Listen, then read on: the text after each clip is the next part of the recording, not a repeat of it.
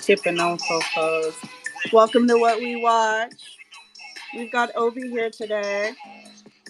I'm over here turning up, baby. I love that. Welcome. Obi, you can go ahead and tweet it out. It takes a few minutes for people to just kind of come on in. If you click the plus sign at the bottom, you can tweet out that you're in the space now. You got me fucking turned up. They ain't missing. It's my shit. Mine too. Guys, open it.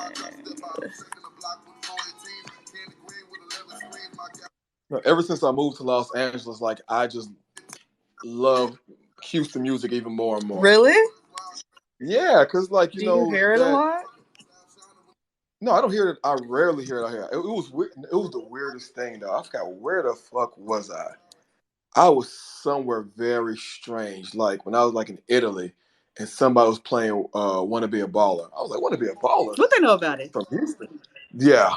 I was like, the French. Or Italy. Why I say French? But yeah, it's like being homesick. Playing like Houston music really makes me, feel like I'm at home. Banging it up and down La Brea. I love that. When I asked you what song to play, I was very excited to hear that, and I learned that you were from Houston. I'm not from Houston, but I'm from Texas, so it's all good for me. But welcome to What We Watch, you guys. Tweet out the space. We're joined by guest Obi Arisuku. Did I get that right? Yes, ma'am. Right. Thank you so much for joining us. Obi has big things in the works, you guys. That's why he's here on What We Watch. If you don't know the name, get to know him. You might follow him on IG, Obi Aris, as well as on Twitter. Hundreds of thousands of followers on Instagram and about 40,000 followers on Twitter. Talk to me about how you got there, Obi. So I was working in corporate America for about 5 years after, being a freelancer, graphic design major in corporate America, oil and gas in Houston for like 5 years. And I started getting sick of it, like literally like mentally sick, all that kind of stuff. But while doing so, I started falling back in love with art. I've been drawing since I was like a toddler. And Instagram really started popping. I started seeing like more and more people like draw and post their artwork. And I was like, I can do that too. And so I started falling in love with the craft again. So eventually I ended up quitting my job in the summer of 2017. And I was just trying to do whatever I could, like to establish myself as an artist. YouTube tutorials, trying to do children's books, all that crap. Nothing was going, was happening. I went broke. I didn't have a job, wasn't getting any work. Had to move back in with my parents. Like I was just feeling like shit. And then the girl I was dating, like she fucking kicked me to the curb. And I was just depressed for a little bit. And it was like the end of that year, that December, when I finally decided, I said, you know what, instead of being depressed, let me make a comic strip to kind of like make fun of my life. And I think the first comic strip I did was like me going on a date with a woman and telling her I quit my job in order to become an artist, and like her running off. And that garnered the most engagement I've got on any post I've ever created. And so I was like, oh, people like this. So I started dropping comic strips every Friday for an entire year throughout 2018. And while I was doing that, I started like dropping artwork, and my artwork started going viral. My first viral piece of artwork was my "This Is America" illustration with Charles Gambino. Mm-hmm. So hold on a second, because I'm already very excited about what you're saying. Yeah. So you took your tragedy and made it into triumph. Am I hearing that correctly? Yeah, that's what stand-up comedians do. Okay, perfect. Okay, so you said stand-up comedian. Talk to us a little bit about that. What do you mean stand-up comedian? Where do we get there? How do we get there? You got to think about stand-ups, right? They take any kind of pain and loss, whatever they're going through, and they make fun of it. They make humor out of it, right? They make light out of it, and so it's almost a sense of people are going through the same things you're going through, right? So if you can make some fun out of it and they can relate to it, they enjoy it, right? because it makes them like their situation like, yo, my situation's fucked, but at least we can find some kind of happiness or some kind of joke out of it for the meanwhile. Right. And so when you say you started, so go back, you started creating comic strips and people started, how did you get into creating comic strips? Or how come the rest of us can't do it? What do you have in your background that helped you start to do that and then told you to share that online, you know? I'm a corny person, so I've always just wanted to do like comic strips, illustrations. Like honestly, the very first comic strip I can't even find it anymore. I honestly did back in like 2000. What was this? Like when was the recession? 2000, what, 13, 14, 15, whatever it was. And I drew. Which recession? You're right about that. You are right about that. Actually, I think like 2011. I don't know what it was, but I remember because I was living with my parents again. After I graduated from college, couldn't find a job, and I drew myself sitting in a waiting room like I was waiting for a job interview, and Batman was sitting next to me. And Mm. yeah, and under the comic strip, I had the words, "The recession's hitting everyone hard."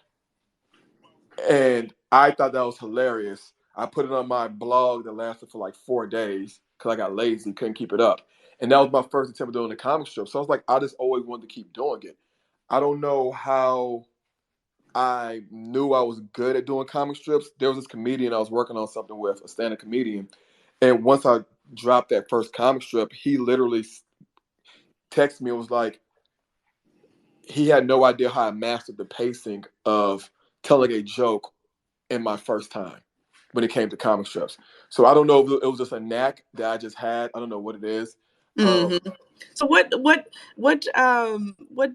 software did you use? What tools did you use to just start illustrating? I understand that those of you in the room, Obi has a graphic designing degree as well. So talk to us a little bit about that and how that's kind of helped you propel into where you are now, which we'll get to, which is an amazing, amazing feat and progress.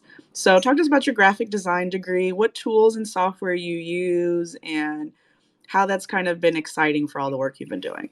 So I would say when it comes to illustrating, I use Clip Studio Paint. It's like Photoshop on steroids. I say if you're an artist, switch over to Clip Studio Paint. You can use Photoshop to do some extra stuff, but Clip Studio is the best one to go to. I use a Wacom Cintiq. I got the big version. I got the small version for traveling. I don't really use the iPad. I'm not really that. I don't really fucks with the iPad. I'm not. I don't really like the feel when the pen hits it. Even though I have it, I still don't really use it too much. I use my MacBook. I still do pencil on paper. I used to do pencil on paper. I used to do marker. I used to do all that kind of stuff. Um, my graphic design degree, it didn't really play a part when it came to me creating comic strips. It helped out when I started pitching my cartoons. But for the comic strips, I mainly use Clip Studio Paint to get that done.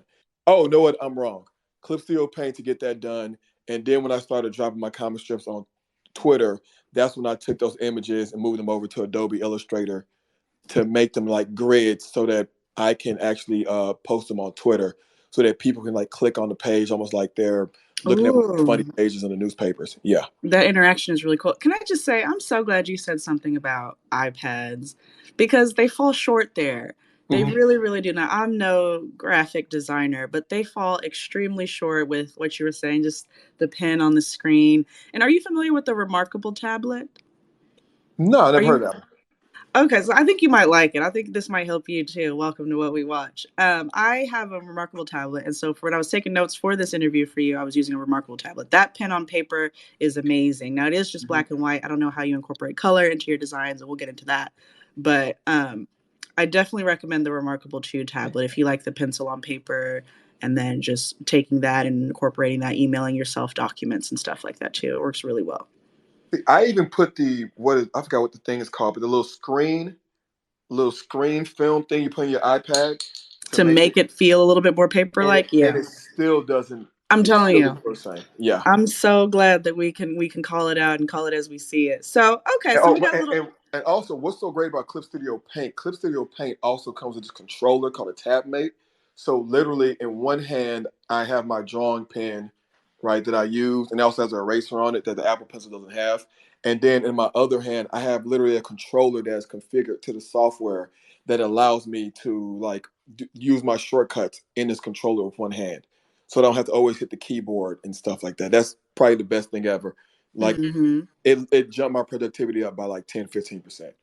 Okay, okay. So you get broken up with, you're miserable at your job, and could you repeat what your job was again? Graphic designer for oil and gas company, one of Fortune 100 oil and gas companies. That kind of stuff takes all the creativity out of you. If you're a creative person, it's fucking hell. So yeah, so I definitely became a writer director from a civil and engineering company, tech company, and they drained the hell out of me too. So I'm glad to hear that we both got out of the corporate world Woo. in that aspect. Yeah, I used to be a civil environmental engineer. These things, it drained me, Obi. So you spoke to me with that. So again, you got broken up with, you went broke, you're at home, it's December, you start to talk about your pain. And I love that because I love to talk about vulnerability and what happens when you are vulnerable with yourself or with the people around you, and you courageously with the entire world, right? So you Mm-hmm. start to see your followers kind of shoot up now that they are relating to your tragedy, correct? Mm-hmm. And so I start going from relating to tragedy and realize that a lot of people are going through the same thing. I think the second comic strip I created was a Christmas one. And it was where like my character is like, I don't believe in Santa. And then I get a gift and it's like from Santa Claus and I open it up and it's all my bills and they're all paid. And I'm like, oh, he does exist, right? And people loved it. And that's when I started transitioning, going from what I'm doing, you know, people can relate to. So why don't I just do comic strips where everyone can see me and be like, oh, okay, that person's just like me.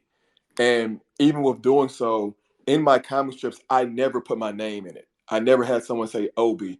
I just did it where it was my character. Almost like in the show Fleabag, they don't use her Mm-hmm. name.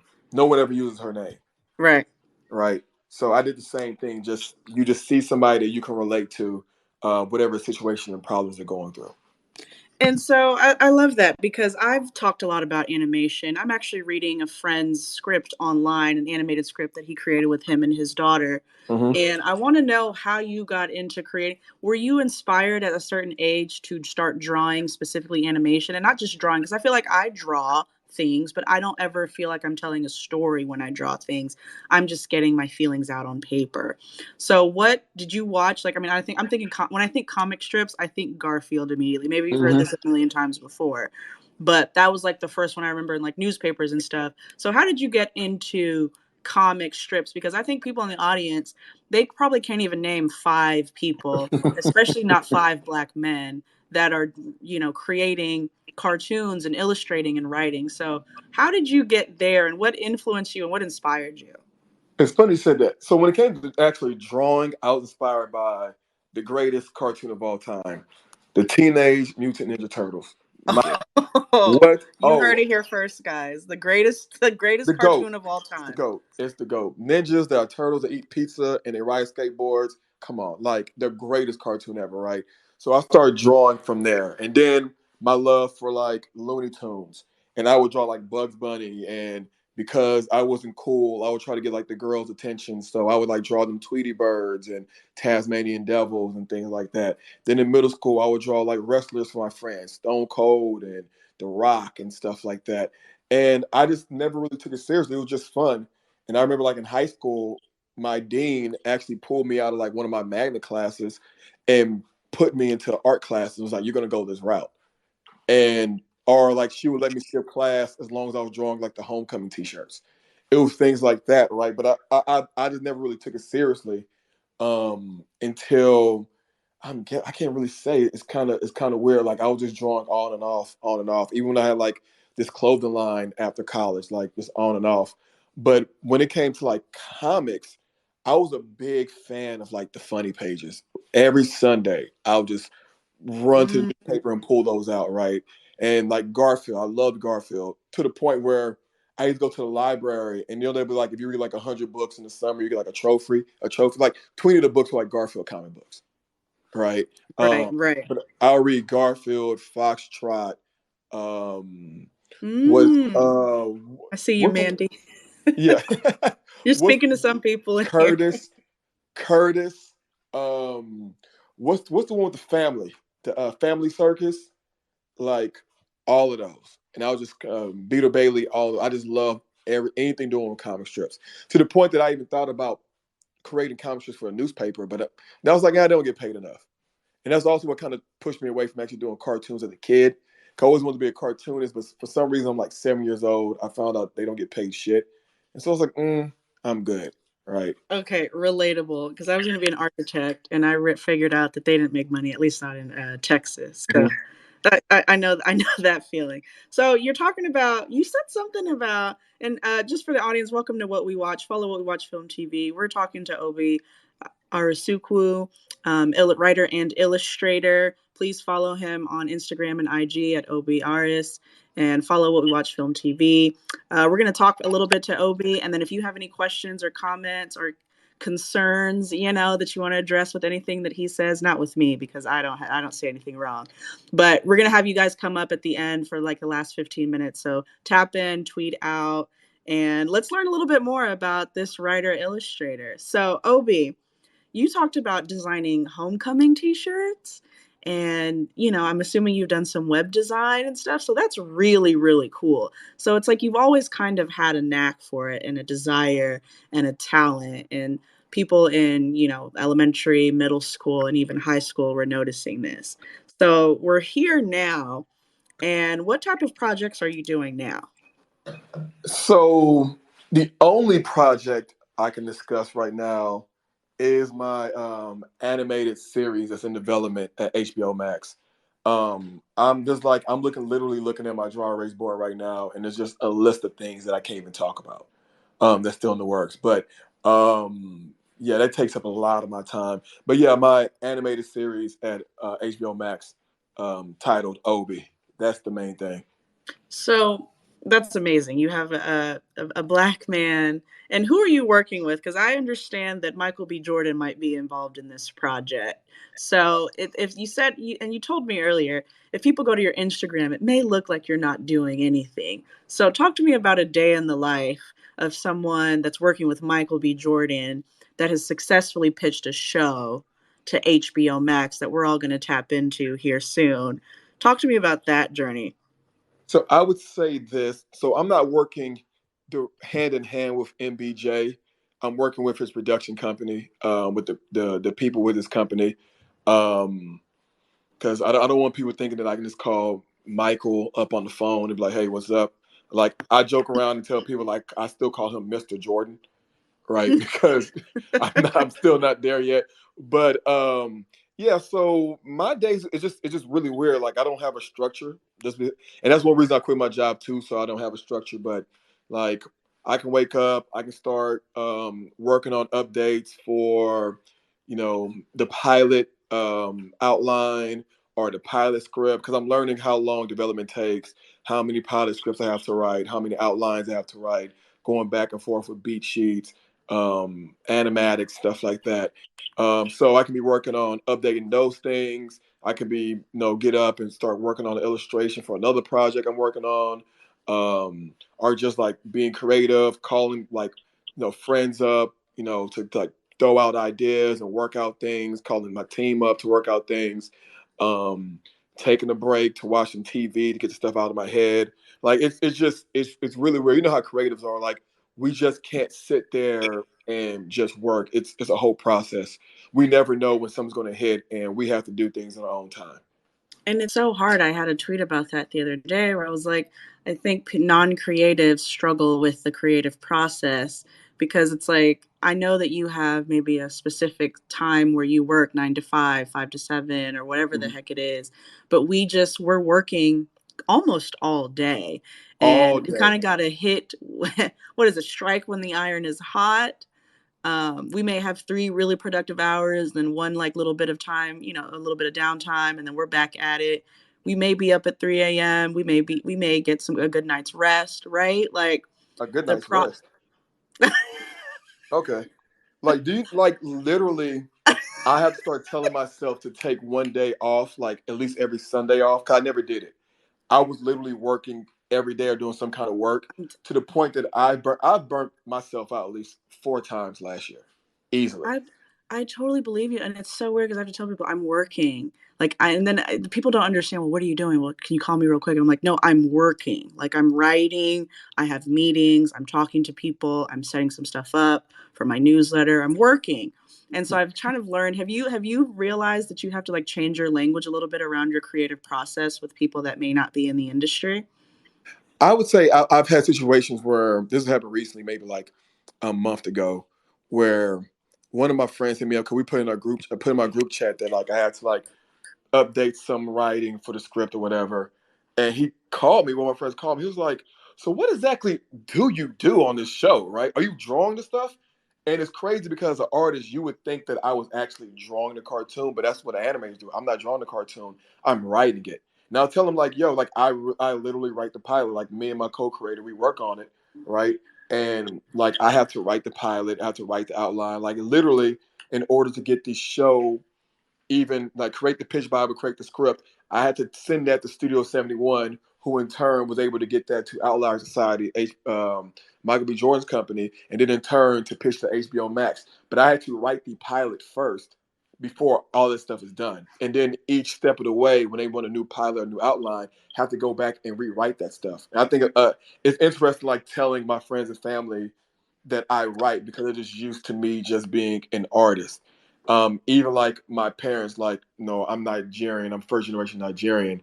And when I tell my dad about like, he asked me what the progress is going on with the cartoon, and I'm like, oh yeah, we gotta write like a new script. And he goes, where like your co-creator is he helping you write this? Get them to help you. Get them to help you write this. You want to get the help because no, my co-creator Arthur Harris is a very experienced writer in the industry when it comes to sitcoms. And I have to explain to my dad like, yeah, Arthur, he helps me write, but at the same time, they want my voice and my humor, right? And so it's literally they are paying me. They're hiring me in a sense. They're buying me. And I think a lot of people don't understand that when it comes to like you Mm-hmm. selling a project, whether it's a TV show, artwork, music, right? Whatever is doing, they're not hiring what you've created. They're hiring the creator, Mm-hmm. right? Mm-hmm. Like once you sell something, That's a bar. that's why people, and that's why people want to keep. If you see it right, they always say once you sell something, it's so easy. I mean, once you sell something, it's easier to get back into the room. But once you get something greenlit, it's easier to get another project sold because Correct. now they want to work with you. They're not saying we want to buy that project in. They want to work with you.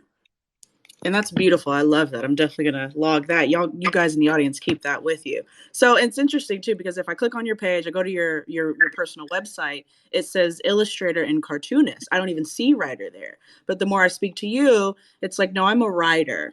I'm very great. I mean, I think you're the best, some of the best animation I've ever seen from somebody that like I don't even know how you started there. But you're a writer, right? And Mhm. so that kind of speaks to me as a writer as well. But I'm never seeing the design function of that, in animation. So talk to us how animation, have you had any experience outside of animation in the film and TV industry? Because again, this is what we watch.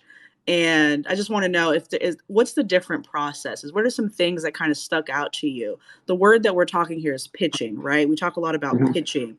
You're hiring the creator, not necessarily just the projects. And so what processes in pitching, what kind of ideas and I don't know, advice can you give people that you kind of ran into pitching a show? I mean, because you got freaking picked up by HBO. And could you tell the audience as well, Michael B. Jordan's, I mean, Mr. Jordan's company as well that you ended up working with and the names that kind of greenlit you and got you forward? Yeah, so Mike B. Jordan's company, Outlier Society, which is crazy because man, I gotta remember when this was. I think maybe it was like 2000, maybe like 18 or something like that. I think when his production company was announced, I screenshotted the announcement because I was like, I'm gonna work with him. And a couple of years later, I ended up working with him, what I thought was like remarkable and phenomenal. Um, so that was really intriguing. When it comes to like the pitching process, I didn't realize how much preparation went into it. Like before we pitched to HBO Max, we went over the pitch for about a good 3-4 months, rewriting everything, right? Telling the story. How do you want to tell the story, right? Because it's a certain kind of um it's like, how can I say it? It's like a structure you have to pitch, right? You have to pitch like it starts off in a sense of like giving whoever you're pitching to, like telling them your story, right? And why you created this cartoon or this show or whatever, right? Why it relates to you. Then why do you want to do it? And then telling the Right. characters, and then telling what the pilot's about, and then telling what the other episodes about, and what else you can see from it. Like it's a whole thing. You have to hit on all these notes, right? And Mhm. it almost feels like where I felt like I was like on stage giving a performance. Like by the end of it, like I'm by the end of the pitch, I'm huffing and puffing because I'm Right. trying to show out, do whatever I can, like whatever bells and whistles I can throw out there, how whatever kind of fun, gravitas, making sure I don't have resting bitch face when I'm pitching. Right? It's all the Right. stuff you got to think about, Right. especially Right. through Right. Zoom because Zoom you don't get And the this, same emotion in so person. give us, so give us a timeline too. Thank you for saying that this was via Zoom, because this is also different from if you would have pitched, 4 years ago or 5 years ago And or I've six pitched years in ago, person for right? like another cartoon, kids cartoon, and I remember pitching for this kids cartoon, and I flew to LA for I lived in Houston. I flew to LA, and it's fun. I think Chinnadu's in the audience. What up, Chinnadu? I was crashing his place, and it was Halloween weekend. I pitched to this one company, a kids cartoon, back in 2017. And I remember before I pitched, I had my friends in my apartment, and like you're thinking how pitching goes on TV, like we're going in, like I'm stepping into the room and like trying to Right. like razzle dazzle, and I have a friend acting like continue with the pitch, and just like playing all these roles. It was just really dramatic, right? But when I went to this pitch for this kids cartoon, we went to their office with the TV and we just sat down. I was like, oh, I'm not standing up because I plan on doing a backflip. Like whatever the fuck I got to do to sell this thing. And so I pitched this cartoon and for about 20, 25 minutes. And I remember I'm like, this is the greatest pitch ever. I got my pitch Bible. I got everything, all the presentation on the screen. And when I was done, they literally had a problem with what I said in the first 2 minutes of my pitch. So the rest of the 18 minutes, they didn't care about. So I was Oh literally just no. pitching for 18 minutes for no reason. And I didn't know how to pitch anything, like it was just me do, but they didn't like the concept of the show. Oh And no. that's when I was like, I did all this work. Now I remember after the pitch was done, I was so depressed. I called Chinadu. I said, yo, we're getting fucked up tonight. And guys, writers in the rooms, guys, we know how discouraging it could be to get a lot of no's in pitching, but you just need one yes. And I want you to talk a little bit about some pointers and some advice or some obstacles or some lessons that you learned from the obstacles. But let's get to the yes that you got, right? Mm-hmm. Because I met Michael B. Jordan, probably 2013, when he was doing the Red Tails and the Fruitvale Station and the Chronicles. I don't know if y'all remember Chronicles, but I met him way back then in Austin, Texas. And then I actually ran into him recently at the Hollywood Bowl for the Black Panther orchestra. Absolutely beautiful, life-changing experience. We were right up on stage. It was gorgeous. And I understand, and please share with the audience kind of the story behind the day that changed your life significantly, the pitch that got accepted in your life. And the first 2 minutes did not have people turning things off, right? And shutting you out. Talk about what happened there, right? Because again, like the Black Panther reference is what we were talking about. Go ahead. I remember going to the pitch, me and my team. We're going to pitch the Outlier on the Warner Brothers lot, and I was the first one to get there, right? And like I'm a big fan of anime. I know Mike was a big fan of anime, so I had my My Hero Academia shirt on, right? I was ready. Had my J's on because like I'm a nerd, but I'm cool, like that kind of stuff. But I remember being in the lobby waiting for my team, and I'm just hearing Michael talk to somebody. I'm like, who the hell is he talking to? 'Cause I haven't seen him yet. I'm just waiting. So when Michael comes out, it's like this black grizzly man. And I'm like, who is this? And when he comes closer, I'm like, oh my God, it's Denzel Washington. And so I go, the first time I meet Michael B. Jordan, I meet Denzel Washington. And Denzel's like, how you doing, young man? And he like kind of like salutes me and walks out. And I'm like, what the fuck? And so literally in this pitch meeting, I literally used this in the pitch meeting where like ad libbing and improvising and broke the ice with Michael by saying, how am I supposed to compete? What kind of power move is that you have you have Denzel Washington in the room with me, right? And using those kind of moments and being funny. I'll be honest. By the time we were done that pitch, I had a feeling that he was going to be on board with it. That was probably the best feeling I've ever had pitching it. Just like the fun we had, um, the cracking the jokes, all of it. It was just amazing. I just knew it was going to be guaranteed. And then just Michael being just such a cool person, down to earth, like it just made sense. Like I was even cracking jokes about like how he said he got broken up with, and I was like, "You, Michael B. Jordan?" No, that don't make no goddamn sense. But I was like, "That's what our cartoon's about, like real life situations that Black millennials go through." So, yeah, I love that. And yeah, if you were a little bit late to the space, you missed the story about, I mean, being broke, being broken, being broken up with, and that vulnerability and that sharing that journey is how we're here today, and we're about to watch you on HBO Max. So tragedy into triumph at its finest, the epitome of that. So thank you for saying the word black, hmm right? Because we're talking about a black writer and illustrator. You got two black writers up here, guys. He's doing way more than me. He met Denzel Washington and pitched in front of him. I'm just trying to make it out here. Denzel don't remember me. But we He move don't though. remember me. But let's talk about black storytelling, being a black man from Nigeria or with Nigerian parents from Houston, motherfucking Texas. Texas in the building. That's Let's long time go. ago, baby. Let's go. If you missed out, guys, we played Still Tippin' to open up the space.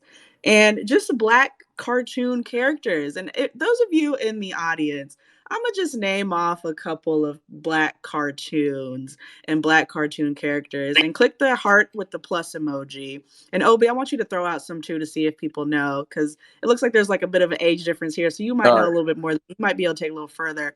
But let's get the audience engaged a little bit. Let's talk about some black cartoon characters. 100 emoji if you've heard of them or you remember them, and peace emoji if you have not. Again, click the heart with the plus sign at the bottom. So I'm gonna And start real real quick, easy. I would say Yeah. real quick because we're talking about black and black cartoons. Just like this might be some advice or something to think about when we pitched the Cartoon Outlier Society. Michael B. Jordan, black man. Um, when we're also with my team, we're discussing how we want to pitch this. Like we're like saying, should it be like Friends? Because it's supposed to be like Family Guy, right? I said I want a black Family Guy. So they're like picture it as Friends meets Family Guy. Always Sunny meets Family Guy. But when we pitched with Michael B. Jordan, I said Marty meets Family Guy because that Mm. makes more sense, right? For being black, we know what Martin is. We understand Martin. Martin Family Guy makes sense. Pitching to a black person, Friends meets Family Guy, is an automatic no. You see what I'm Right. saying? So you got to think about that. Okay, let me tweet that out because I like that. Okay, so let's start off. Shameless plug. Do you know? So click the emojis, guys, and tweet it out. Hashtag what we watch. If I miss any, infamous or amazing black characters in cartoons. 100 emoji if you know Monique from Kim Possible. My namesake. A black woman, a black character on a Disney show. Ooh, see, y'all playing my girl. You don't know Monique from Kim Possible? I know there was a Monique on Kim Possible. I just knew there was Wade. That's all I Yeah. knew. Okay, Wayne is also on Kim Possible Facts. Okay, so you got 100 emojis for Wayne. There you go. Shameless plug there. Garnett.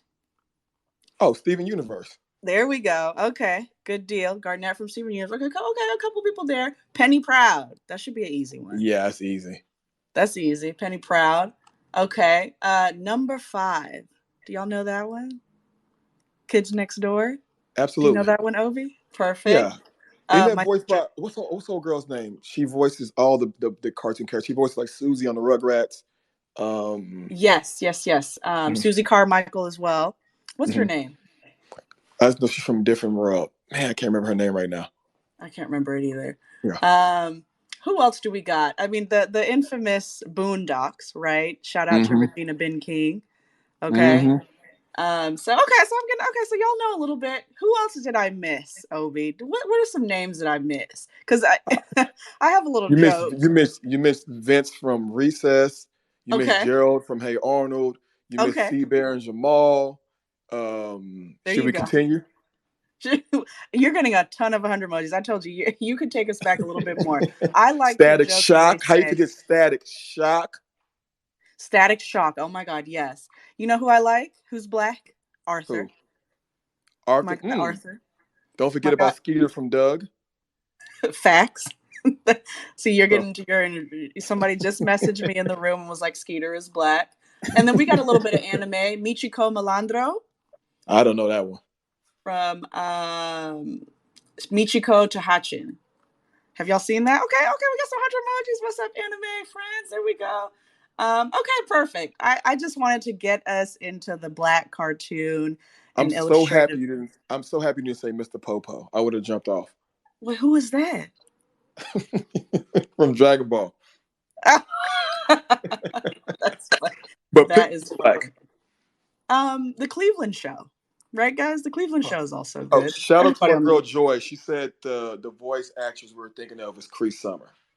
Cree Summer. Thank you. I'm literally looking at her name here too. I just passed her name. So perfect. Okay, so let's get back to it. I just wanted to see kind of what y'all know. It is Black History Month. This is the What We Watch Black History Month series. We're highlighting Black artists every single week, sometimes twice a week, maybe 3 times a week. The docket is full. But right now we're here with Obi. So talk to us, Obi, about being a Black storyteller. You told us a little bit about pitching. Talk to us a little bit more about your work specifically and what you want us to get out of it. I think my biggest thing, especially with all the projects I'm doing that I'm creating, I definitely want it to be like black leads.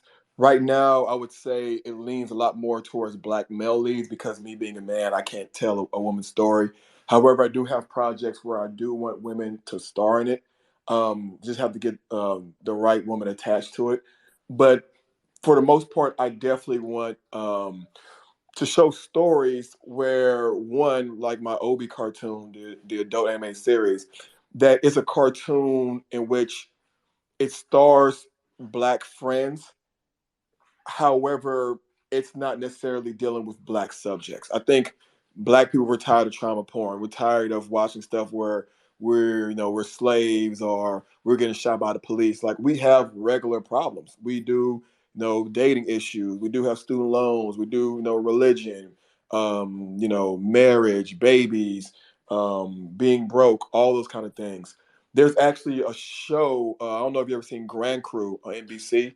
I don't know when the next episode's coming out. Hope there's a new one. But I actually like the show because it's about black friends who are literally just enjoying, going through life in society, right? As normal people, anybody can watch it. I'll say the last episode that came out, um, maybe like 2 weeks ago, the last one I saw, I wasn't too fond of it because then they start. I think that episode was about like a black person getting shot by the police. And it was one of those things like I kind of came to the show for an escape from that. And it kind of like took me back. But in a sense, I do want people to be able to watch like my cartoon Obi and be like, yo, these may be black characters, but anybody can watch it because we're all going through the same thing. And there are going to be black references when it comes to like jokes that they make or things that they watch. They're slang the vocabulary. But for the most part, anybody can watch it. For my other projects, like I have like superhero projects for kids, adults, animated movies. And again, it's more relying on this showing representation. I would say for the kids cartoon, I mean the kids project, I will definitely say that one has to deal more with more cultural, Mm-hmm. right? But at the same time, it's not saying anything that's just dealing with being black in America or in the hardships of being black in America, that Right. kind of stuff. Hmm. Is there any black writer and illustrator that you look up to? Um, Reginald Hudlin, I love Reginald Hudlin. Um, who else? Said black writers and illustrators. Illustrators like on Instagram, I love like Mel May Dukes. I think he's one of the best illustrators out on at least social media, but he's incredible. Frank Abney, I'm cool with him. He's great. I don't know if he did the short called Canvas, if you haven't watched it. Oh my God, Um, I'm obsessed yeah, with that short yeah, film, and it made yeah. me want to write a short animated film. You have no idea. I am Great. determined to write a short animated film. I'm determined. And I already have my title and everything. Thank you for saying that, Incredible. because no one knows about that when I bring it up, Nobody, and I get so annoyed. nobody knows. Matthew Cherry. It's on Um, Netflix, guys. yeah, Canvas is good. You gotta watch Canvas. Matthew Cherry, the GOAT right now. I love everything's going on with him. Um, Absolutely. Our uh, previous guest said the same. yeah, Ryan Coogler. I love him. I don't know this. Does Regina King write? I know she write. Absolutely. Okay, Regina King. Oh, my girl, Amy Aniobi. She's incredible. Love that. I love Incredible writer. music. She's an EP on Insecure and a writer. She's writing Ooh. Silicon Valley too. Like she's really, really good.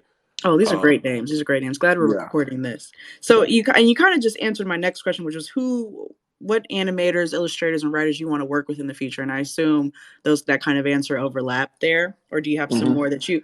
Where's a director you really want to work with, or a producer that you really want to work with? I mean, you've met Denzel Washington and Michael B. Jordan at this point. I don't know how you could get much higher, but um, Matthew Cherry, you mentioned Matthew Cherry, Regina, also both directors as well. So who are some directors you want to work with? Where in 5 years, when we come back to this recorded space, who are you going to be working with? that's a good question. Um, I would say, man, it's a lot of people I'm fans of. It's a lot of people I'm fans of. I'm trying to think. No, no pressure. Are you talking about producers? Are you talking about actors too, or just directors and producers? Actors and directors, but I mean, hey, if you have some producers and actors as well, go ahead. I would say actors wise, who I become a big fan of, um, Ariana DeBose. Huge fan of hers. I think Yes. she's super talented. Like I would love to work with her on something.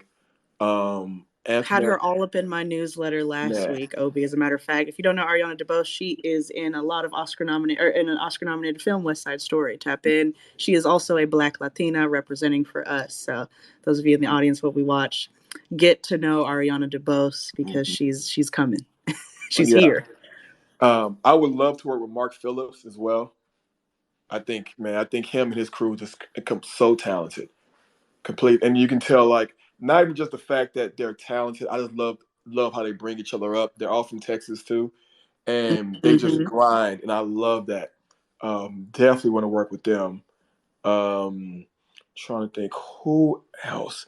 Damn, I wish you would told me this earlier, so I had some No, names. I told you rapid fire. Hmm. You just whatever. Oh, I think what? you've given us some good. I think you've given us some Oh, good okay. responses. And Sterling K. Brown. That's like my favorite actor right now. Oh my gosh. Hmm. Yes. Are you watching This Is Us? What is your favorite work of his? I actually stopped watching This Is Us after the third season. I just couldn't keep up anymore. Obi, same. But No, yeah, I could keep up, but I was bawling every time. And I was like, but this is not sustainable. I can't the keep the crying over the this. part when he was crying in his office and his brother came and grabbed him, if I'm like, I don't have enough tissue to keep watching this. I don't. What? It's It's like, especially not a pandemic when tissue was a problem to attain. man, I can't do this. whoo, Jesus Christ. So so thank you. Okay, so you're speaking it into existence as you spoke to Michael B. Jordan, working for his company and pitching your show. We're really excited to support you there. Obi, hmm this is what we watch. Talk to us a little bit about what you're watching right now. What cartoons are you watching that are maybe influencing your writing and your illustrating? What you're inspired by with developing characters, right? Because writing is developing characters, right? That's what we do. Yeah, So talk to me a absolutely. little bit about what you're showing and how that's influencing your writing, or what you're watching and how that's influencing your writing. I would say kids cartoons. Craig of the Creek, I think, is one of the best cartoons out right now. You ain't It lie. stars, You ain't lie yet. man, like stars, a black character. They have black family, and it feels authentic, even though the creators aren't black. But they definitely have black people in their writers room, and it's amazing. It's really funny. It has like a recess kind of feel to it, but for a younger audience. Um, and then I would say cartoons. Reading I'm not pilot script, but reading the actual script for Spider-Man to the Spider-Verse. I think Phil Lord and Chris Miller are just geniuses when it comes to writing in general, especially when it comes to like animated movies. Like I've read scripts, like especially like trying to pilot scripts of how to introduce characters, introduce settings, and things like that. Like I read the Arrested Development script. That was a really good one. Blackish was great. So reading those kind of pilot scripts. Then when it comes to like other cartoons, anime, anime is really really doing it for me, especially like Demon Slayer. Oh, One thing that yes. yeah, something about anime other than like their storytelling is incredible.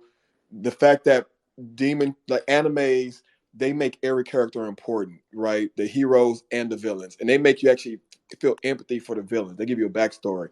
But one thing that Demon Slayer that does this really really good, Demon Slayer, what they do with their characters, they give these characters these nuances, right?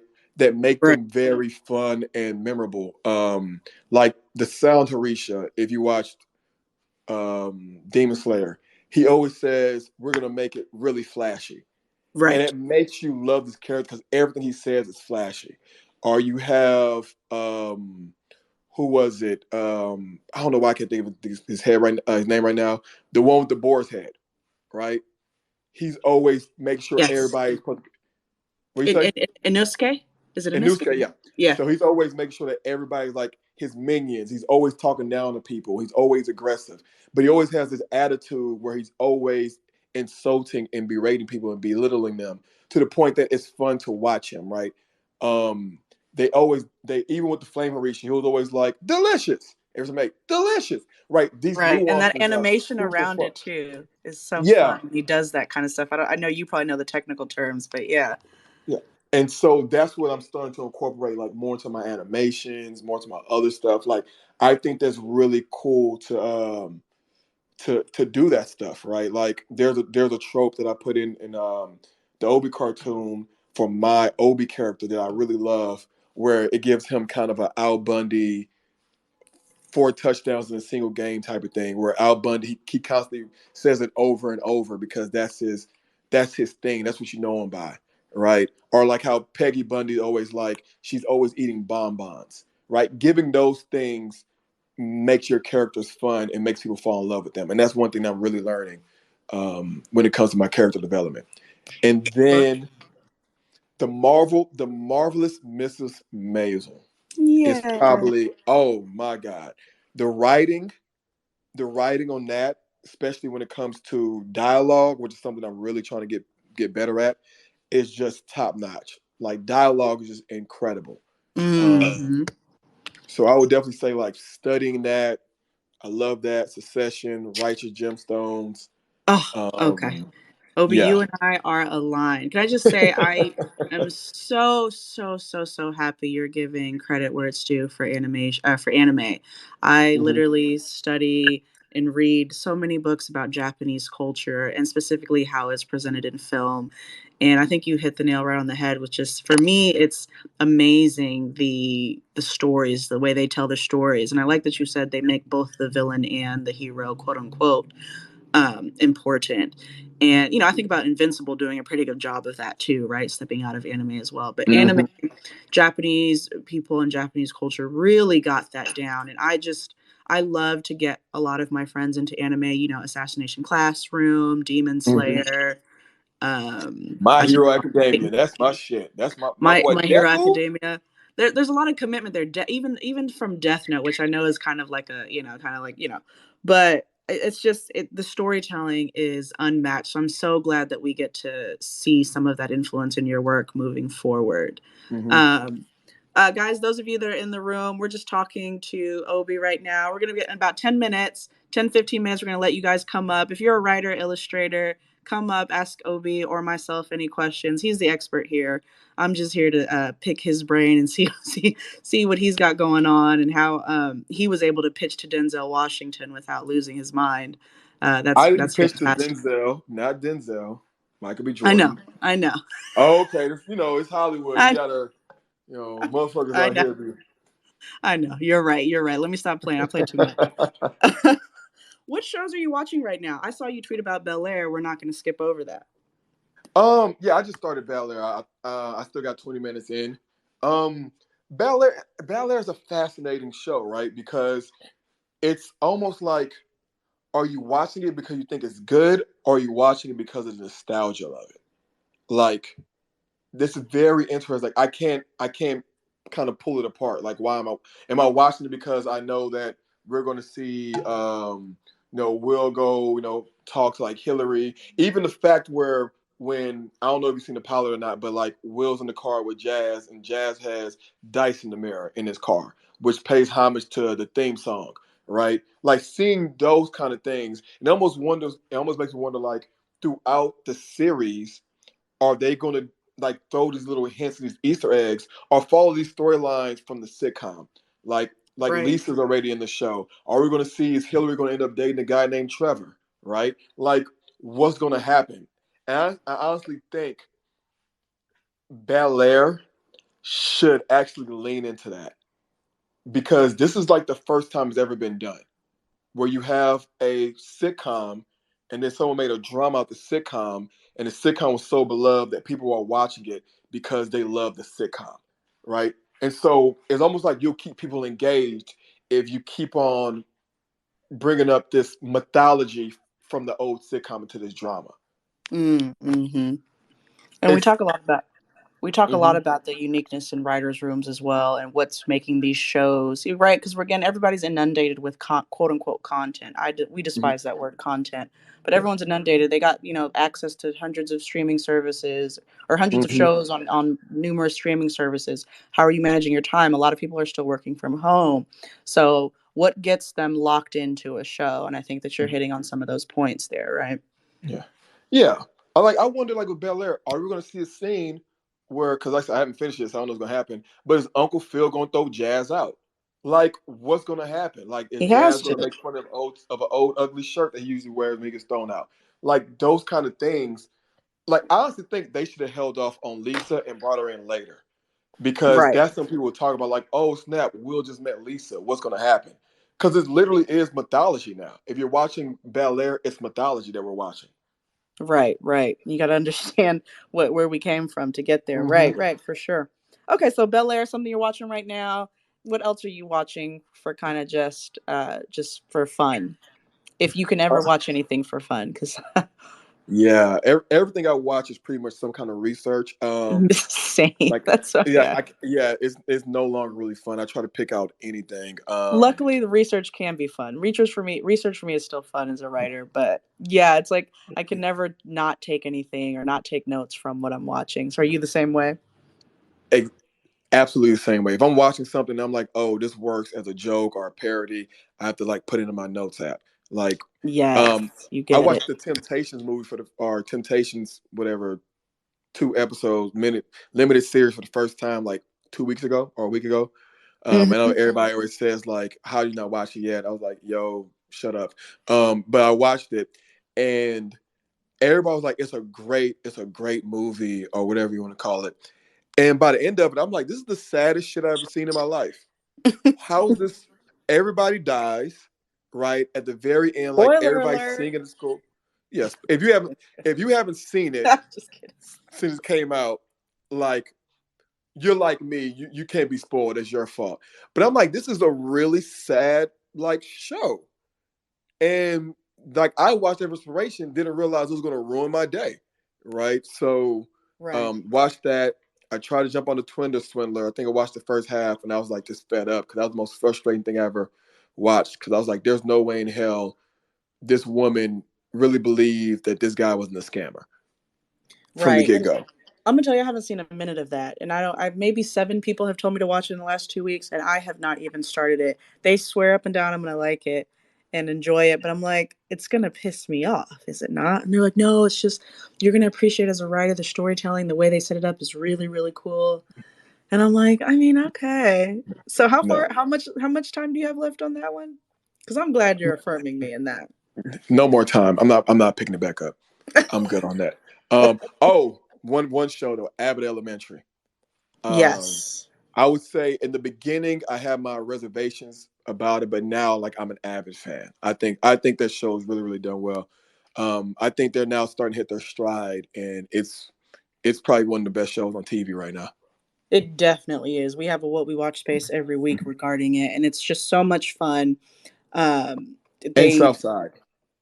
Oh my gosh, renewed for season 3. Did you see that? Mm-hmm. Yeah. Absolutely fantastic. I'm obsessed with Southside. We need some joy in the world and just some like well-written joy, right? Some Mm-hmm. well-written respite. And so that's amazing. So we're coming up to an hour, and I know people want to talk to you. So I want to play a couple of games, Obi. We're going to play All a right. couple of games to see where your head is at, see what you like, see what you prefer. Okay. All right. First, we're going to start with this or that. And I'm just going to ask you one or the other, and you rapid fire respond with this or that. Okay. All right. Cool. So let's tap in. Action or adventure? Adventure. War or crime? Crime. Musical or animation? Animation. That was the easy one for you. I threw that in for you. Drama or comedy? Comedy. Comedy romance or comedy action? Comedy action. Okay. Historical or science fiction? Science fiction. I don't give a shit about the Civil War. I'm just joking. Wow. It was important, but you know what I mean. Wow. Shots at 1917. Wow, wow, wow. No, I'm just kidding. That was a great movie. That was a great movie. It's a fantastic Yeah. movie. Okay. Cool. So we got a little bit. I figured I knew the answers to some of them, but comedy. You said comedy action. Yeah. Okay. How do you feel about this pillar before we go into our next in our next game? One of my pillars of what we watch is everything is a romance or everything has romance. How do you feel about that? Knowing when it comes to like writing, like there's always more than likely they want some kind of romantic story in it. But I think romance does kill some things. I feel like romance killed the Flash, romance killed Arrow. Because they lean so heavy on romance when it comes to those shows, like on the CW, and I think it just kills it. Okay. Yeah, and the thing is, try to write something without a romance. I bet the show that we're about to watch on HBO Max, the animated series, there is romance in there, is there not? Is there? It's about you have We'll see. you'll see, but it's mainly like dating situations, but it won't be about romance like that. But dating doesn't have romance in it, Obi? It does, but I meant like, you know how like Arrow, it was all about yeah. Yeah. I follow. That's just Yeah. one of the pillars. You can't write anything without a little bit of romance in it. That's my thing. I see you're not there yet. Most of my guests get it, but you're kind of like, I get it, but I don't want it to be that. I think you have to write romance, and I hope I don't sound sexist, but I think there's more for the female audience. They like that. Absolutely not. No, it's not. Okay, that's what I said. I hope I don't sound sexist. But I know you kind of have to put that in there. I just like that's the whole Oliver Olicity thing, Oliver and Felicity. I was just like, come on. Like I just love, like, I'm a geek. I just love seeing the Green Arrow just whoop ass. And then once it started getting to this whole Felicity thing in it, I was like, all right, just end it now. Yeah, and I think that's a good critique of just how romance is written and how it may derail the storyline sometimes if it's not written well or if it's not written timely. So I respect it. So second game, this one might be a little bit harder for you, but I'm gonna tell you a mood, and you tell me a movie, a scene, or a TV show, or a character, whatever comes to mind first. I want rapid fire. I want whatever comes to Obi Arsuku's brain first. We want to see how you think and how you feel. Okay, I'm gonna tell you some moods. Afraid. Say that one more time. Afraid. Hero. Excited. Food. What is food? You said how it makes me feel. Oh, my bad. Like, I'm excited when I see food. No, we're talking. You need to tell me a movie or a TV show. Oh, I'm tripping. My bad. Yeah. I'm sorry. So you were. You need to tell me a movie or a TV show or a TV episode or a character that fits the mood. This is what we watch. Yeah. Let's start over. All right, my bad. You were talking about the movie Hero, and now I'm like, you weren't talking about the movie Hero. No, I was saying, like, sometimes heroes, they have to face their fears in order. I like that. That's very creative. That's not what I was asking. Okay, you got it. This is a little bit hard, but I know you got it. You've been in the game for a very long time, been in the industry. You got this. All right, I'm sorry again. Afraid. A Quiet Place. Okay, I like that. I like that a lot. Excited.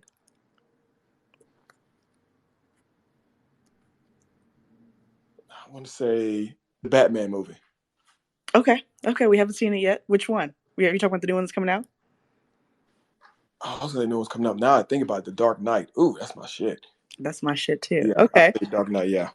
Sexy. Hmm. Sexy. TV show. Sexy. Do I watch sexy stuff? Well, Or so see, this or see sexy movies? Um, actress, think actresses, actors. Harlem. Yes. Okay, now we're talking. I like Yeah. that. Yeah. Okay. You know why? Okay, there we go. Criminal. Uh, The Blacklist. I don't watch it, but let me The see. Blacklist. That's what you thought about. Now, give me one you've watched. Okay, one that I've watched. Criminal. Oh, Ozark. Okay. Okay. Do you like Ozark? Oh, one of the best TV shows out. Hilarious. Hilarious is the mood. Hilarious. Um,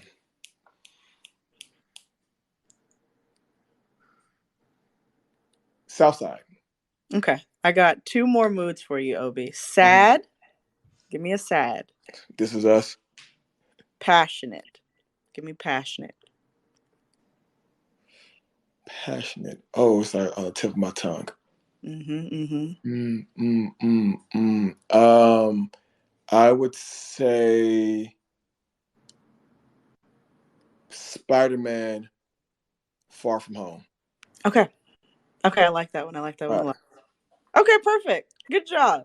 You took a little bit. I put you on the spot a little bit, but good job. So, guys, that was Obi, our Sukwu. Again, talk to us a little bit about the projects that you're coming up. Just remind the audience, and then if you guys want to come up and talk to him for about 10 minutes, make any comments, questions about anything he said, let me know. But Obi, go ahead and talk a little bit. Where can they find you? What can they expect from you coming up? Yeah, you can find me on Instagram at OBAris. That's OBIARIS. You're on Twitter now, so you know I'm on Twitter. I have a Facebook page, but Facebook is for dinosaurs, so you don't see me on there. Um, and then I have my Obi cartoon in development at HBO Max.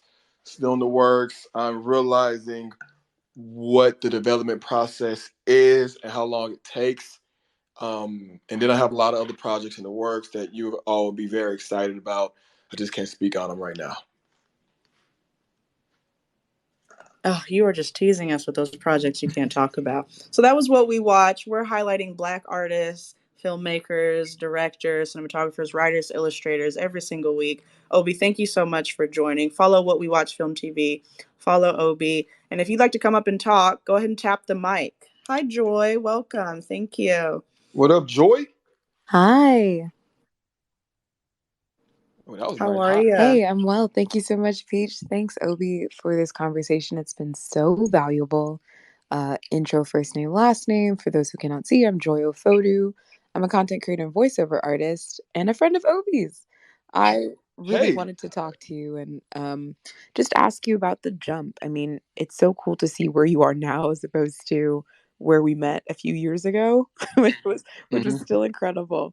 But I wanted to ask you about that sort of corporate or traditional route, if you were ever on it, taking that jump into full time freelance and full time writing, full time creating, full time pitching, full time development, what were some of the things that helped you make that jump? And what was unexpected for you about being in that full time creative space? Cool. And I would say this, and yeah, Joy and I are really good friends. I think last time I saw you was San Francisco. Was it last year or the year before that? Yeah, just last year, it feels like. Yeah. Yeah. So I would say once I graduated college, couldn't find a job like most people who graduate college. And so I had to start freelancing as a graphic designer, doing party flyers and business cards and logos. Did that for a couple of years. And then I wanted something more steady. And so I said, you know what, decided to go into corporate America, jumped to corporate America for about 5 years. And I realized how much I hated the structure of it all, hated the lack of creativity of it all. And I got out. So I would definitely say me getting both worlds allowed me to realize which world I like the most. Like being in my own control a lot of times. And I would say just the fact that I don't ever want to go back to like that kind of corporate America setting. That's what kind of inspired me. Like literally after I quit my job, I didn't wear like slacks and khaki pants and like button down shirts for like a whole year. I just couldn't do it anymore.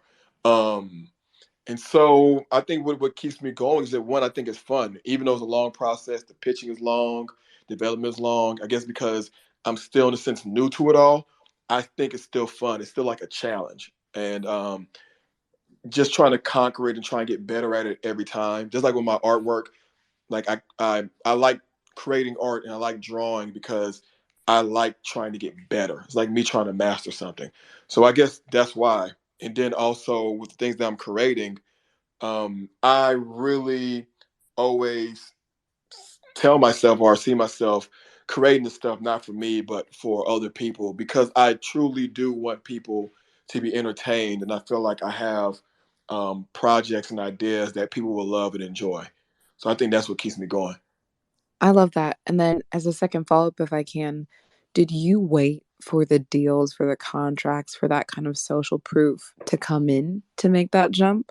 Or did you say, I need to create enough space for myself to go pursue those in order to generate them and make that jump? Does that make sense? Oh, you mean from like corporate America? Did I wait till people like hit me up, or did I just do it Yeah, before? like did you wait, till okay, things are signed to where I see, on like a business front, right? Like the revenue projections and and my cost of living, like, due to all the things I already have in hand, this shakes out. I can jump now. Or was it like, let me just jump so that I can create the space that I need to for those opportunities to manifest? Oh, absolutely not. I just quit. Not gonna say I quit. I remember I waited. I told my company I was quitting, and I was giving them 5 months for a replacement. And they may have thought I was doing it because I love the company. I was trying to help them out. I was waiting for a bonus check to come in, so that I can use that money and then like be on my feet for a while before things happen. So when I quit, I didn't really have an idea of what I was gonna do. I know I had like $10,000 saved up, and that money was gone in like 2 months. Like my car broke down in July in Houston, and the weather's like over 100 degrees. I had to get that shit fixed. I thought that I was gonna move out of my apartment, but I told them like too late, and so they charged me like twice as much rent. It was like all the stuff that was hitting me, that was happening to the point that by the time I actually moved out, I was completely broke. All the money I saved up was gone. So I literally had no plan. Like I was trying to like make drawings for like $50. Anybody, whatever I can do to try to make money. Can I send So you $50 because I need a drawing, please? yeah, I'll probably just send it back to you. Wow. Yeah.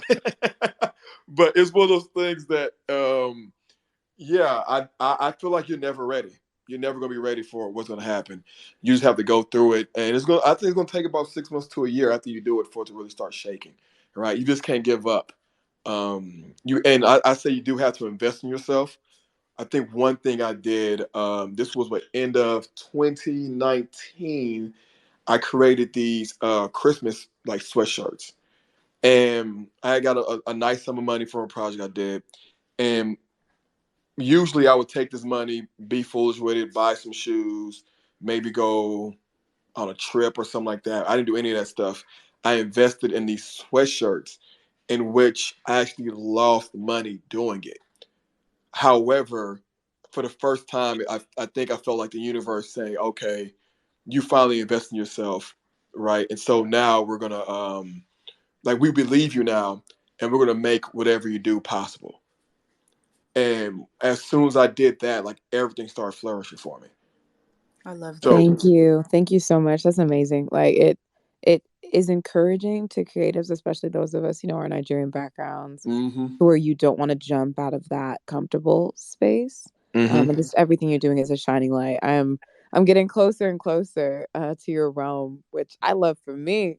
And Love for that you, for I you. can't wait to And consume yeah, everything you're doing. Thank you, Obie and Peach. no work. Enjoy. I see your Instagram videos, and you're creating the content, everything you need to do on there. It's going to happen. So that's what's great about it. Like you're consistent, and you're working on it. Joy, I'm absolutely obsessed with having a voiceover actress up on the stage with us. Thank you so much for that. I want to keep highlighting. I think about Reagan Gomez. I think about you. I think about Regina King.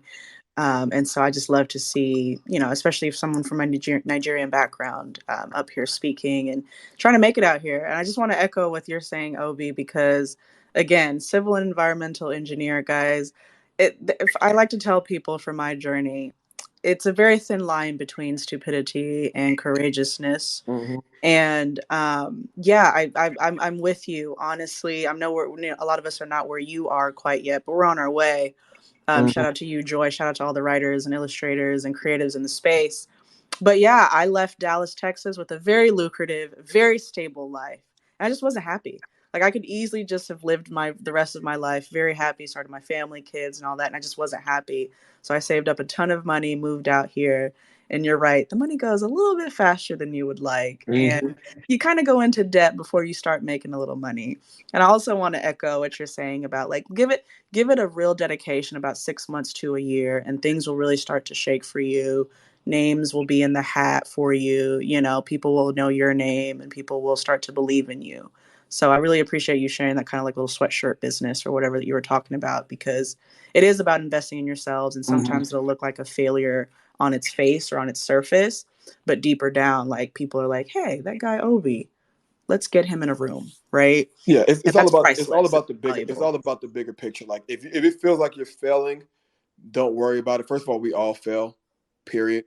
Right? Um, it's part of the process. Like you're gonna bounce back. Just keep doing what you're doing, and it'll happen.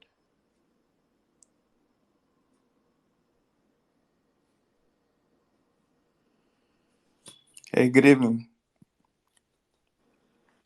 Scott, Yes. what's up, man? My name is Scott Solis. I'm a digital artist and a beginner comic creator myself, based out of Mm-hmm. Orlando, Florida. And I'm a big fan of your work. And Peach, I realized I heard you say that you're a civil engineer. I'm a civil engineer myself. Mm. So I'm trying to I'm a writer now. transition from being an engineer to a digital artist, and pitch my own show one day. So Mm-hmm. my first question to Obi, what tips do you have for beginner creative comic artists, and what was your network strategies? How did you go about networking and pitching your shows? Oh, that's a great question. Um, so the thing I tell people when it comes to like, especially what helped me out was, of course, like getting viral pieces, but also I did about two, three things that were big. One, I treated my social media page like a business, right? Where I wasn't posting pictures of me on the beach. I wasn't, posting like my family, which sounds mean, but I was literally posting my artwork, my comic strips, right? And then after I started seeing where my comic strips started generating more attention than the artist who's creating them, I started posting artwork, and then like every here and there, I picture myself so people would know like, hey, it's about the artist and not the comic strip, right? So I literally told myself once I get to like 300,000 followers on Instagram, that's all I needed in order to sell a show. Once I got that, I was kind of like fell back some because I reached what I need to reach. So again, I treated my platform like a business. Second thing, I didn't realize I was doing this until like I forgot when I realized it. But there was a book called Made to Stick, and there's a strategy about getting people to remember something, right? A marketing strategy. And they talked about the Kit Kat bar. And they said that Kit Kat bar was doing terrible in sales. It wasn't until they started doing commercials with Kit Kat where they had people in the office saying, hey, you want a Kit Kat? I mean, do you want a coffee? Get a coffee, get a Kit Kat. And so people started linking coffees to Kit Kats, right? They also talked about dropping things at certain times, right? So people are familiar when they need to catch it. So what I was doing with my comic strips, that when I started dropping my comic strips every Friday, it was almost like people were tuning in every Friday to watch to look at my comic strips, to the point that all my engagement was on Friday, Saturday, and then it'll drop off. then Friday, Saturday will drop off. However, that's what was increasing my viewing. That was two. And then three, with the comic strips and the artwork that I was doing, I always said I wanted to do something, right, that was told differently. I think Puff Daddy said that. Puff Daddy said, if you're going to say something, say it like it hasn't been said. So if the comic strips and the jokes that I was writing, I try to find what punchline is it that people aren't going to see coming. With the artwork, what kind of subliminal message or creative um, illustration I can put in there that people are going to be like, oh snap, this is crazy. I think with the one of my most recent artworks, one of my popular ones, it was the Prince Harry and Meghan Markle. However, they were dressed like Jay-Z and Beyonce at the Louvre. And I was like, this is dope. It has so many meanings to it, right? And then what really set it off was that instead of the Mona Lisa in the background, I put Princess Diana. And it's those kind of things those kind of creative things, those extra little nuggets, like you thinking a little more outside the box, you thinking a little bit more on it, that kind of helped me separate myself from other artists. Because I honestly follow so many artists and I'm like, they are so much better than me. It's just my strategy helped out more. Even when it comes to drawing, like I'm a lot more exclusive with my artwork. I don't draw for everybody, and that helped me out. Where I see a lot of amazing artists, they will constantly draw. Like if a like Encanto came out, right? That's one of the most popular movies right now to draw. I'm not going to draw it because you're not paying me. Because if I'm just drawing stuff for free, you're gonna be like, oh, he'll draw it anyway, or he's diluting his product. So it's things like that I was doing. Nice. I appreciate the insight. Big fan of your work again. Appreciate that, Scott, man. Let me see. Good I'm luck to you, screenshot. Scott. I'm gonna check out your art too, man. Oh yeah, man. I have a web comic, so Mm-hmm. I'm just getting started. So I'll definitely love for you to check out my work. And Peach, you asked a lot of great questions tonight, Thank so you it was so kind of much. hard for me to come up with some questions. No, you're awesome. Thank you so much. No, I think Obi got to expound a little bit on that. And we got 3 distinct tips from Obi. So I mean, hashtag tips from Obi. Thank you. Thank you for joining What We Watch and follow What We Watch Film TV, Scott. We're gonna look forward to your work. We're here to celebrate Black artists, guys. Black artists that you may know about, from the Denzel Washingtons, Michael B. Jordans, to the Obis, to everybody, to me. I'm just trying to make it out here as well. So really glad that we can all share these moments up here. Jem, or is it Jem? Yeah, yes, it's Jim. Yeah. What up, Jim? What up, Obi? So, fan of your work. I've been following you since I moved to Houston in 2016. Um, I came across your work like right before I think you started dropping those sweaters. Um, Mm-hmm. Number one, I think you're tripping about Temptations is funny. Like, I don't think it's sad. I think it's kind of funny, especially when he goes up to Motown and he's like, "Y'all ain't nothing without me. I made your ass." It's like that's a pretty funny. That's pretty funny. that's A that's thin funny, line but between then comedy seeing and him, tragic. but then seeing him like thrown out the car at the hospital. Yeah. That was pretty bad. But that part, yeah, that part was funny. But that was my first like little statement. But Yeah. the second thing that I wanted to ask you was like, Mm-hmm. okay, you said you moved back in with your parents or whatever. So like during that time, like I'm a creative, I'm a photographer, painter, graphic Mm-hmm. designer.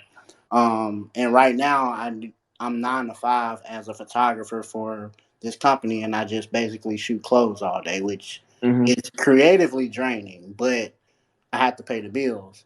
Yeah. So going from going back to your parents' house, like what was actually going through your mind? Because I've been contemplating that since about 2018. But Mm-hmm.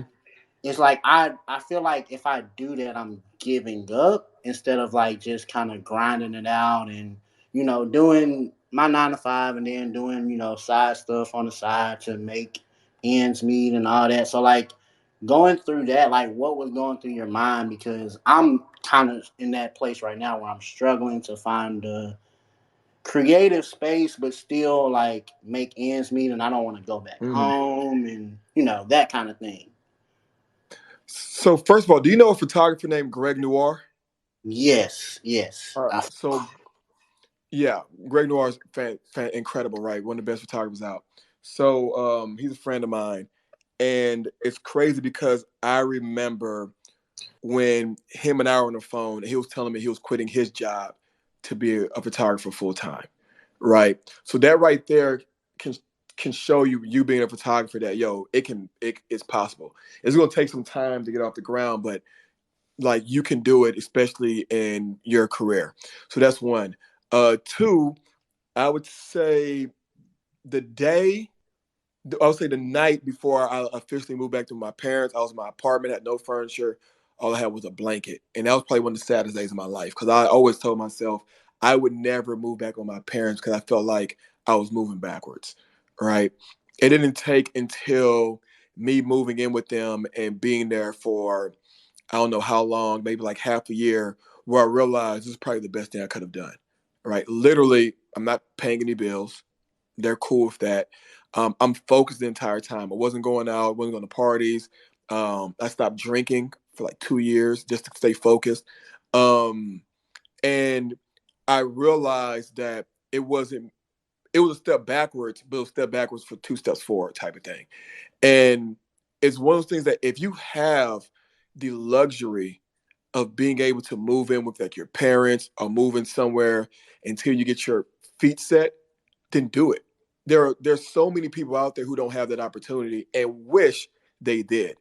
You know how many friends that you know who probably left their homes in order to start a career, especially in Hollywood, they end up sleeping in their cars and sleeping on park benches, right? Where you actually have a bed you can sleep in for free to get everything you need to get done. There's no shame in that, right? There really is no shame, especially with our generation. That's what we do. So go ahead and use that to your advantage. Okay, okay.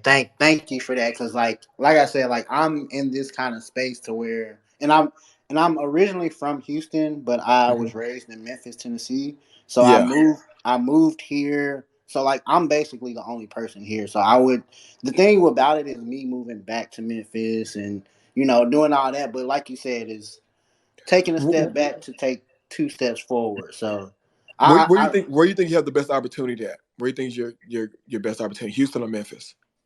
to be honest, Houston, because I've actually came across Greg, and Hmm. I came across Greg in like in the pit because I've shot in concerts, and basically like I've been in the spaces where I need to be, but everything just hasn't aligned. Like I'm a I feel like I'm a great photographer. I feel like I'm a great Hmm. painter.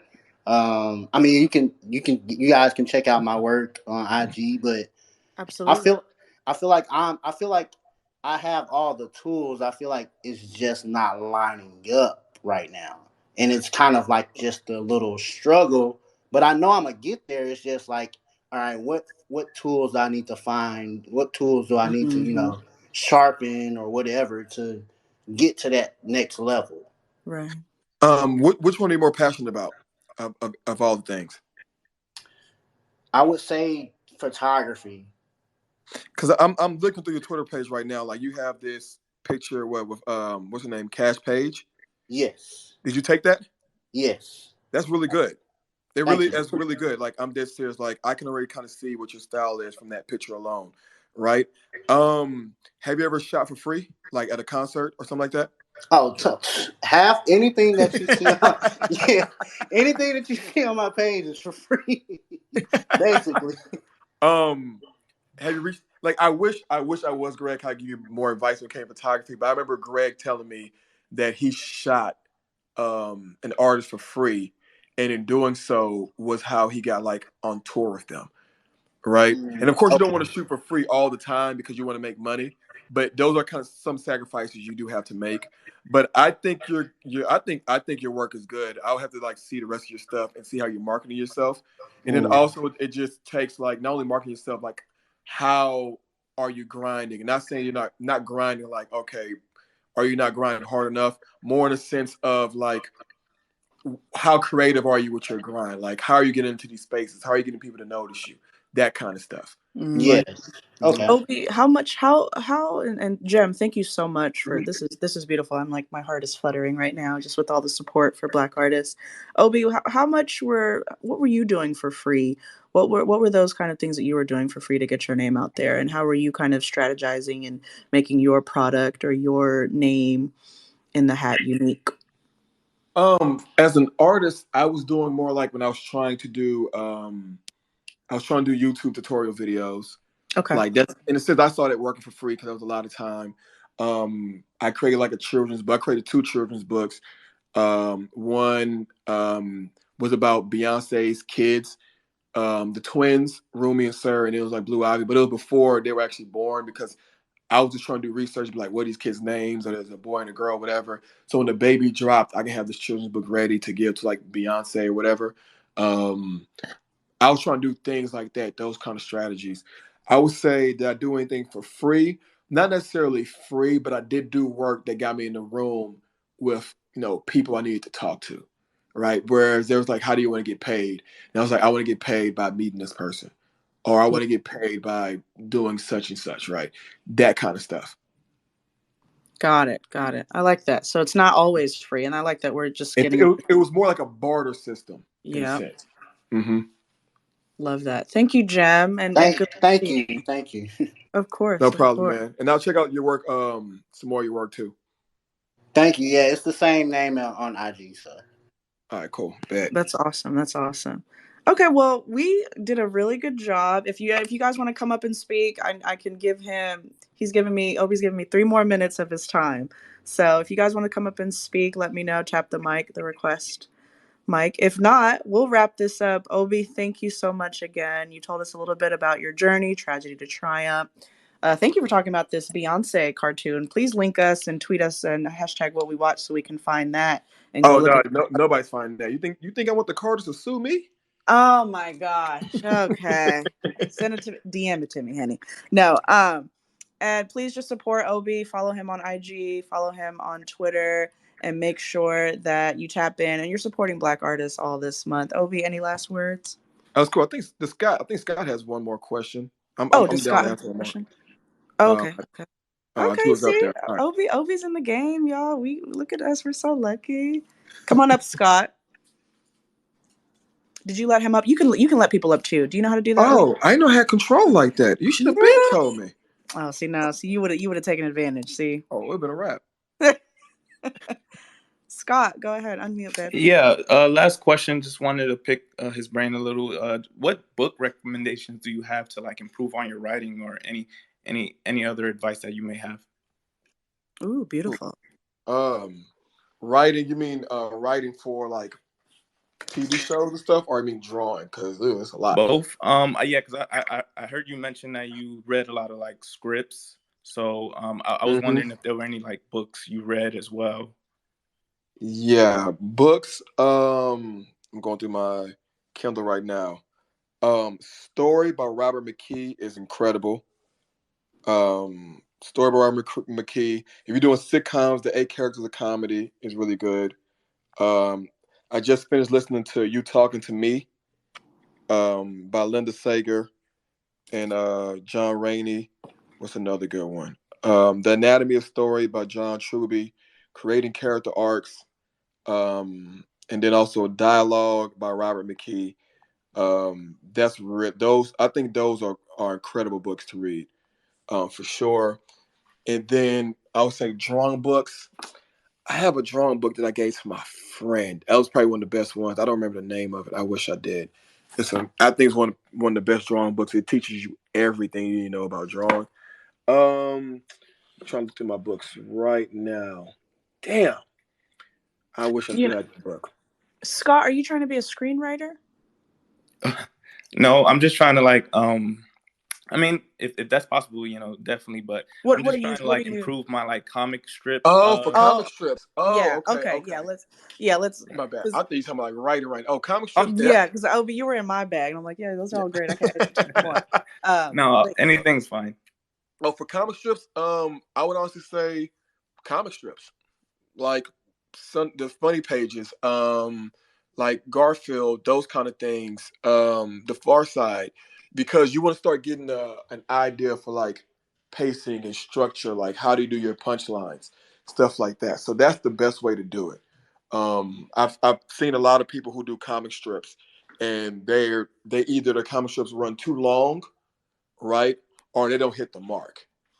So that's the best thing you want to do, right? And then study like stand-up comedians, right? See how they do their punchlines, how when they set you up for a punchline that you don't see coming. That's really big. And just use that in your art. When it comes to comic strips, I would say just like follow different artists to see what they do. It's kind of hard because like all artists have different kind of techniques and styles. I would say I just got this big bulk of books called How to Think When You Draw. It was a one of those GoFundMe crowdfunding things by what is this guy's name? They are, I think they're some brothers, but they're like a set, not brothers like black, but like actually like brothers, like siblings.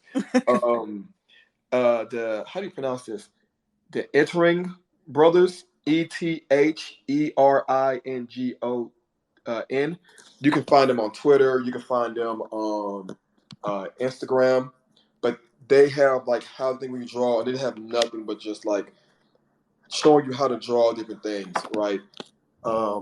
Also illustrations. There is these magazines that I get called it's called Character Design. Can't find these magazines. My shit's all over the place. But Character Design. And then 21 Draw. Look up 21 Draw. Try to get those books. 21 Draw is really, really good. Sounds great. Sounds great. Thank you for your insight again. Oh, no problem, man. And I definitely want to echo, again, we were talking about writing and stuff like that.